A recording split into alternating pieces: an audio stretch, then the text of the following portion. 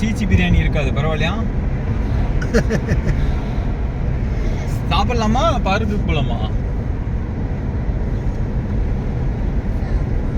சரி, சாப்பிடலாமாடா?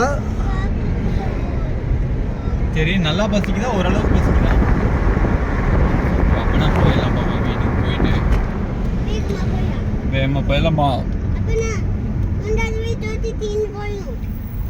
அம்மாட்ட சொல்லிடலாம், வசித்து வரான், கொஞ்சமா எடுத்து வைங்க.